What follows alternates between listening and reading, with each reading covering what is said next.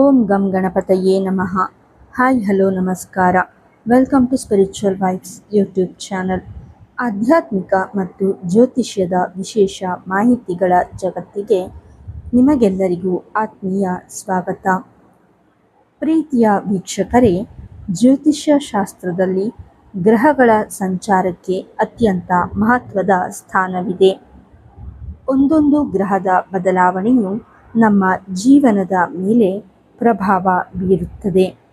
ಅದರಲ್ಲೂ ಗ್ರಹಗಳ ರಾಜನಾದ ಸೂರ್ಯದೇವ ಮತ್ತು ದೇವಗುರು ಬೃಹಸ್ಪತಿಯ ಸಂಯೋಗ ಎಂದರೆ ಅದು ಸಾಮಾನ್ಯ ವಿಷಯವಲ್ಲ. ಹೌದು, ಇದೇ ಜುಲೈ 16ರಂದು ಬ್ರಹ್ಮಾಂಡದಲ್ಲಿ ಸೂರ್ಯ ಮತ್ತು ಗುರು ಗ್ರಹಗಳ ವಿಶೇಷ ಸಂಯೋಗವು ನಿರ್ಮಾಣಗೊಳ್ಳಲಿದೆ.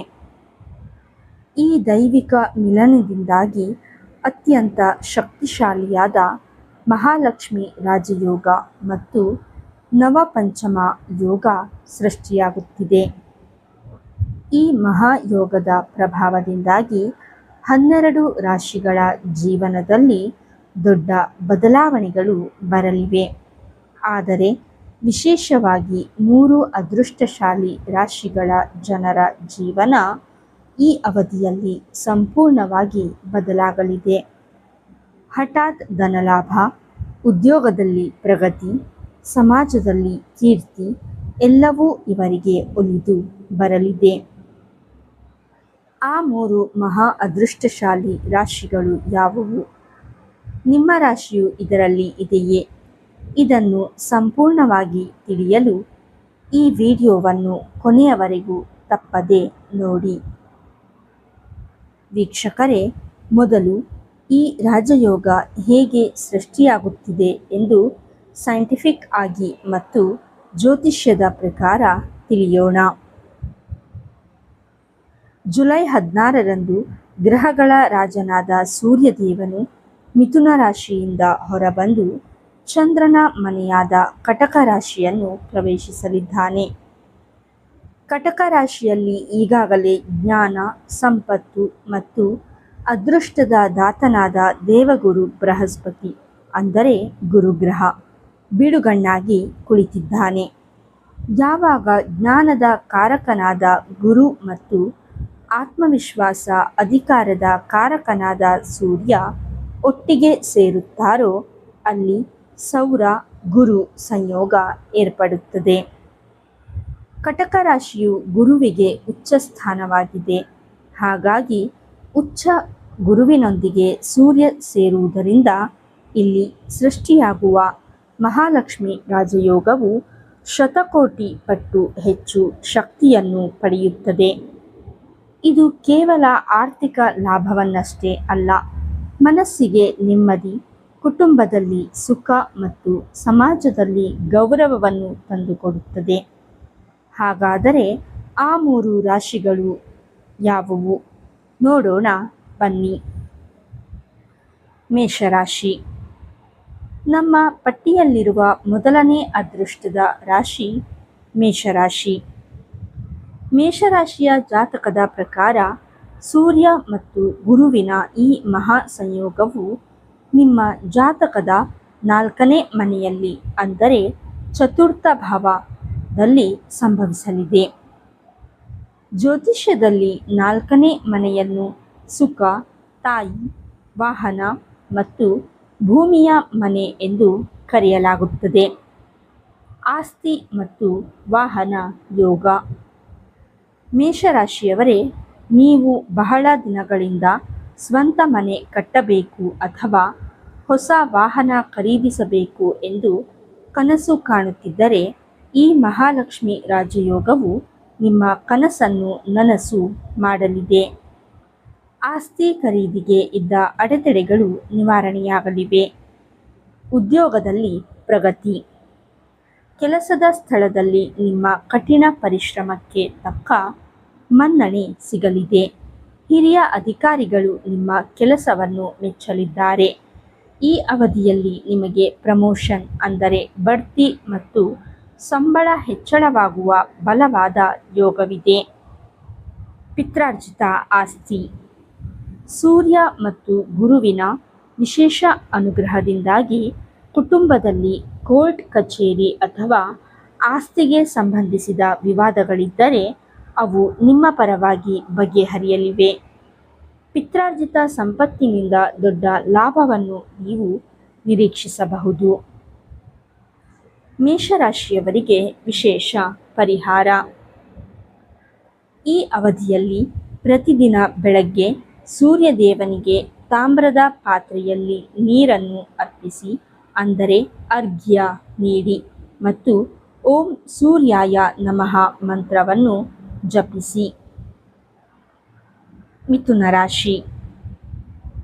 ನಮ್ಮ ಲಕ್ಕಿ ಪಟ್ಟಿಯಲ್ಲಿರುವ 2ನೇ ರಾಶಿ ಮಿಥುನ ರಾಶಿ.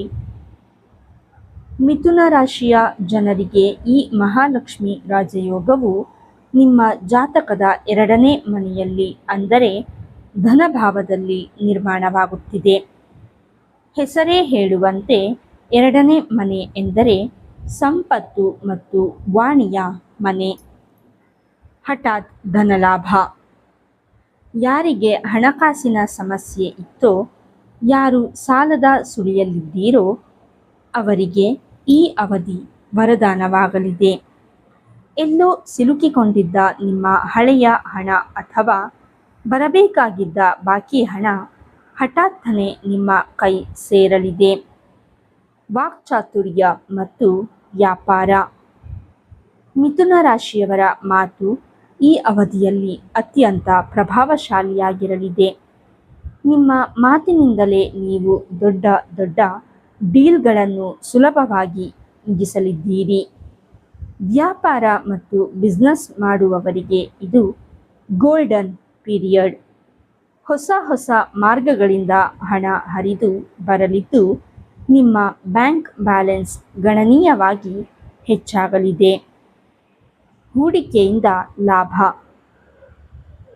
ಶೇರ್ ಮಾರ್ಕೆಟ್ ಅಥವಾ ಯಾವುದೇ ಉದ್ಯಮದಲ್ಲಿ ನೀವು ಹಿಂದೆ ಮಾಡಿದ್ದ ಹೂಡಿಕೆಯಿಂದ ಈ ಸಮಯದಲ್ಲಿ ಬಂಪರ್ ಲಾಭ ಸಿಗುವ ಸಾಧ್ಯತೆ ಇದೆ. ಮಿಥುನ ರಾಶಿಯವರಿಗೆ ವಿಶೇಷ ಪರಿಹಾರ. ಗುರುವಾರದ ದಿನ ವಿಷ್ಣು ಸಹಸ್ರನಾಮವನ್ನು ಆಲಿಸಿ ಅಥವಾ ಪಠಿಸಿ ಮತ್ತು ಹಳದಿ ಬಣ್ಣದ ಸಿಹಿಯನ್ನು ದಾನ ಮಾಡಿ. ಕಟಕ ರಾಶಿ. ಇನ್ನು 3ನೇ ಮತ್ತು ಅತ್ಯಂತ ಪ್ರಮುಖವಾದ ರಾಶಿ ಅಂದರೆ ಅದು ಕಟಕ ರಾಶಿ.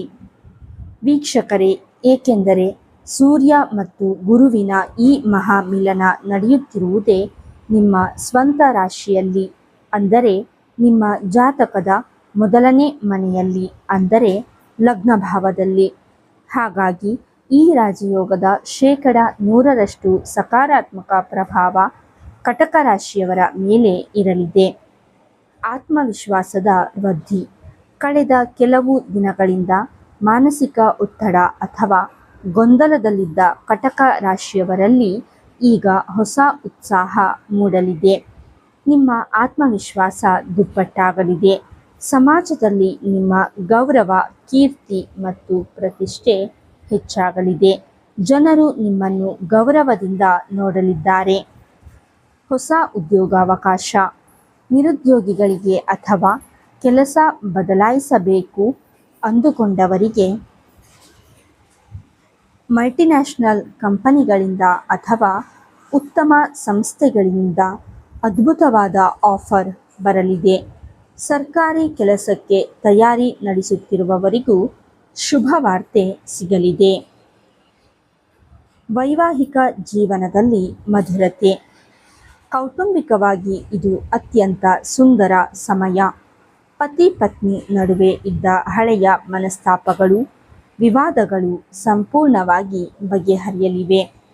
ಪರಸ್ಪರ ಪ್ರೀತಿ ಮತ್ತು ಸಾಮರಸ್ಯ ಹೆಚ್ಚಾಗಲಿದೆ. ಸಂಗಾತಿಯ ಹೆಸರಿನಲ್ಲಿ ಮಾಡುವ ಬಿಸ್ನೆಸ್ ದೊಡ್ಡ ಯಶಸ್ಸನ್ನು ಕಾಣಲಿದೆ. ಕಟಕ ರಾಶಿಯವರಿಗೆ ವಿಶೇಷ ಪರಿಹಾರ. ಪ್ರತಿದಿನ ಓಂ ನಮಃ ಶಿವಾಯ ಮಂತ್ರವನ್ನು ಜಪಿಸಿ ಮತ್ತು ಸೋಮವಾರ ಶಿವನಿಗೆ ಹಾಲಿನ ಅಭಿಷೇಕ ಮಾಡಿಸಿ. ನೋಡಿದ್ರಲ್ಲ ವೀಕ್ಷಕರೇ, ಇದೇ ಜುಲೈ 16ರಂದು ಕಟಕ ರಾಶಿಯಲ್ಲಿ ಸೃಷ್ಟಿಯಾಗಲಿರುವ ಸೂರ್ಯ ಮತ್ತು ಗುರುವಿನ ಮಹಾಲಕ್ಷ್ಮಿ ರಾಜಯೋಗವು ಮೇಷ, ಮಿಥುನ ಮತ್ತು ಕಟಕ ರಾಶಿಯವರ ಜೀವನವನ್ನೇ ಬದಲಾಯಿಸಲು ಸಜ್ಜಾಗಿದೆ. ನಿಮ್ಮ ರಾಶಿಯು ಇದಾಗಿದ್ದರೆ ಈ ಸುವರ್ಣ ಅವಕಾಶವನ್ನು ಸರಿಯಾಗಿ ಬಳಸಿಕೊಳ್ಳಿ. ಸತ್ಕರ್ಮಗಳನ್ನು ಮಾಡಿ ದೈವಿಕ ಅನುಗ್ರಹವನ್ನು ಪಡೆಯಿರಿ. ಸರಳ ಪರಿಹಾರಗಳು. ಈ ಮಹಾಲಕ್ಷ್ಮಿ ರಾಜಯೋಗದ ಅವಧಿಯಲ್ಲಿ, ವಿಶೇಷವಾಗಿ ಜುಲೈ 16ರ ನಂತರ, ಪ್ರತಿಯೊಬ್ಬರೂ ತಮ್ಮ ಮನೆಯಲ್ಲಿ ಅತ್ಯಂತ ಸುಲಭವಾಗಿ ಮಾಡಬಹುದಾದ ಕೆಲವು ಸರಳ ಆಧ್ಯಾತ್ಮಿಕ ಮತ್ತು ಜ್ಯೋತಿಷ್ಯ ಪರಿಹಾರಗಳು ಇಲ್ಲಿವೆ. ಇವುಗಳನ್ನು ಮಾಡುವುದರಿಂದ ಸೂರ್ಯ ಮತ್ತು ಗುರು ಗ್ರಹಗಳ ನಕಾರಾತ್ಮಕ ಪ್ರಭಾವ ದೂರವಾಗಿ ಮನೆಯಲ್ಲಿ ಧನ ಸಂಪತ್ತು ವೃದ್ಧಿಯಾಗುತ್ತದೆ. 1. ಸೂರ್ಯದೇವನ ಅನುಗ್ರಹಕ್ಕಾಗಿ, ಅಂದರೆ ಆತ್ಮವಿಶ್ವಾಸ ಮತ್ತು ಉದ್ಯೋಗ ಪ್ರಗತಿಗೆ. ಸೂರ್ಯ ಅರ್ಘ್ಯ. ಪ್ರತಿದಿನ ಬೆಳಗ್ಗೆ ಸ್ನಾನ ಮಾಡಿದ ನಂತರ ತಾಮ್ರದ ಪಾತ್ರೆಯಲ್ಲಿ ಶುದ್ಧ ನೀರನ್ನು ತೆಗೆದುಕೊಂಡು ಅದಕ್ಕೆ ಸ್ವಲ್ಪ ಕೆಂಪು ಚಂದನ ಅಥವಾ ಕೆಂಪು ಹೂವನ್ನು ಹಾಕಿ ಮೂಡಣ ದಿಕ್ಕಿಗೆ, ಅಂದರೆ ಸೂರ್ಯನಿಗೆ ಅರ್ಪಿಸಿ. ಮಂತ್ರಪಠಣ. ನೀರನ್ನು ಅರ್ಪಿಸುವಾಗ 3 ಬಾರಿ ಓಂ ಸೂರ್ಯಾಯ ನಮಃ ಅಥವಾ ಓಂ ಘೃಣಿ ಸೂರ್ಯಾಯ ನಮಃ ಎಂದು ಜಪಿಸಿ. 2. ದೇವಗುರು ಬೃಹಸ್ಪತಿಯ ಅನುಗ್ರಹಕ್ಕಾಗಿ, ಅಂದರೆ ಜ್ಞಾನ ಮತ್ತು ಧನಲಾಭಕ್ಕೆ. ಕೇಸರಿ ಅಥವಾ ಹಳದಿ ಚಂದನದ ತಿಲಕ. ಪ್ರತಿದಿನ ಬೆಳಗ್ಗೆ ಪೂಜೆ ಮುಗಿದ ನಂತರ ನಿಮ್ಮ ಹಣೆಗೆ ಮತ್ತು ನಾಭಿಗೆ, ಅಂದರೆ ಹೊಕ್ಕಳಿಗೆ ಸ್ವಲ್ಪ ಕೇಸರಿ ಅಥವಾ ಹಳದಿ ಚಂದನದ ತಿಲಕವನ್ನು ಇಟ್ಟುಕೊಳ್ಳಿ. ಇದು ಗುರುಗ್ರಹವನ್ನು ಬಲಪಡಿಸುತ್ತದೆ. ಗುರುವಾರದ ದಾನ. ಪ್ರತಿ ಗುರುವಾರ ಸಾಧ್ಯವಾದರೆ ಹಳದಿ ಬಣ್ಣದ ವಸ್ತುಗಳನ್ನು, ಅಂದರೆ ಕಡಲೆಬೇಳೆ, ಬಾಳೆಹಣ್ಣು, ಹಳದಿ ಬಟ್ಟೆ ಅಥವಾ ಹಳದಿ ಸಿಹಿ ತಿಂಡಿ ಬಡವರಿಗೆ ಅಥವಾ ದೇವಸ್ಥಾನಕ್ಕೆ ದಾನ ಮಾಡಿ.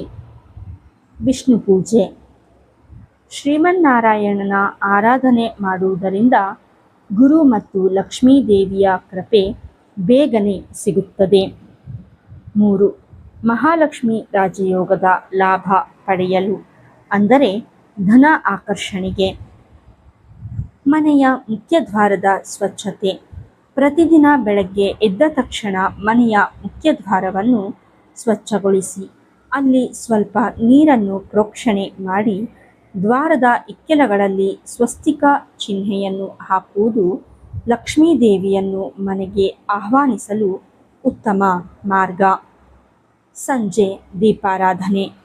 ಪ್ರತಿದಿನ ಸಂಜೆ ತಾಯಿ ಮಹಾಲಕ್ಷ್ಮಿಯ ಫೋಟೋದ ಮುಂದೆ ತುಪ್ಪದ ದೀಪವನ್ನು ಹಚ್ಚಿ ಓಂ ಶ್ರೀ ಮಹಾಲಕ್ಷ್ಮಿಯೇ ನಮಃ ಮಂತ್ರವನ್ನು 11 ಅಥವಾ 108 ಬಾರಿ ಜಪಿಸಿ.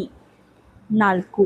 ಪ್ರಕೃತಿ ಮತ್ತು ಮೂಕ ಪ್ರಾಣಿಗಳ ಸೇವೆ, ಅಂದರೆ ಸಮಸ್ತ ದೋಷ ನಿವಾರಣೆಗೆ. ಪಕ್ಷಿ ಮತ್ತು ಪ್ರಾಣಿಗಳಿಗೆ ಆಹಾರ. ಪ್ರತಿದಿನ ಬೆಳಗ್ಗೆ ಪಕ್ಷಿಗಳಿಗೆ ಧಾನ್ಯಗಳನ್ನು ಹಾಕುವುದು ಮತ್ತು ಹಸುವಿಗೆ ಒಂದು ರೊಟ್ಟಿ ಅಥವಾ ಬಾಳೆಹಣ್ಣನ್ನು ತಿನ್ನಿಸುವುದರಿಂದ ಜಾತಕದಲ್ಲಿರುವ ಎಂತಹದೇ ಗ್ರಹ ದೋಷಗಳಿದ್ದರೂ ಅವುಗಳ ತೀವ್ರತೆ ಕಡಿಮೆಯಾಗುತ್ತದೆ. ನೆನಪಿರಲಿ, ಜ್ಯೋತಿಷ್ಯದಲ್ಲಿ ಪರಿಹಾರಗಳು ಹೆಚ್ಚು ಫಲಪ್ರದವಾಗುವುದು ನಮ್ಮಲ್ಲಿ ನಂಬಿಕೆ ಮತ್ತು ಸತ್ಕರ್ಮಗಳು ಇದ್ದಾಗ ಮಾತ್ರ. ಈ ಸರಳ ನಿಯಮಗಳನ್ನು ನಿಮ್ಮ ದಿನಚರಿಯಲ್ಲಿ ಅಳವಡಿಸಿಕೊಂಡು ನೋಡಿ, ಖಂಡಿತ ಸಕಾರಾತ್ಮಕ ಬದಲಾವಣೆ ಕಾಣಬಹುದು. ನಿಮಗೆ ಈ ಮಾಹಿತಿ ಉಪಯುಕ್ತ ಅನಿಸಿದ್ದರೆ ಮತ್ತು ನಿಮ್ಮ ಜೀವನದಲ್ಲೂ ಇಂತಹ ಸಕಾರಾತ್ಮಕ ಬದಲಾವಣೆಗಳು ಆಗಲಿ ಎಂದು ನೀವು ಬಯಸುವುದಾದರೆ ಕಾಮೆಂಟ್ ಬಾಕ್ಸ್ನಲ್ಲಿ ಓಂ ನಮೋ ನಾರಾಯಣಾಯ ಎಂದು ಬರೆಯಲು ಮರೆಯಬೇಡಿ. ಈ ವಿಡಿಯೋ ನಿಮಗೆ ಇಷ್ಟವಾಗಿದ್ದಲ್ಲಿ ದಯವಿಟ್ಟು ಲೈಕ್ ಮಾಡಿ, ನಿಮ್ಮ ಸ್ನೇಹಿತರು ಮತ್ತು ಕುಟುಂಬದವರೊಂದಿಗೆ ಶೇರ್ ಮಾಡಿ ಮತ್ತು ನಮ್ಮ ಚಾನಲ್ಗೆ ಇನ್ನೂ ಸಬ್ಸ್ಕ್ರೈಬ್ ಆಗಿಲ್ಲ ಅಂದರೆ ಈಗಲೇ ಸಬ್ಸ್ಕ್ರೈಬ್ ಮಾಡಿ, ಪಕ್ಕದಲ್ಲೇ ಇರುವ ಬೆಲ್ ಐಕಾನ್ ಒತ್ತಿ. ನಿಮ್ಮ ಪ್ರೀತಿ ಮತ್ತು ಬೆಂಬಲ ಹೀಗೆಯೇ ಇರಲಿ. ಧನ್ಯವಾದಗಳು. ಲೋಕಾ ಸಮಸ್ತ ಸುಖಿನೋ ಭವಂತು. ಸನ್ಮಂಗಳಾನಿ ಭವಂತು.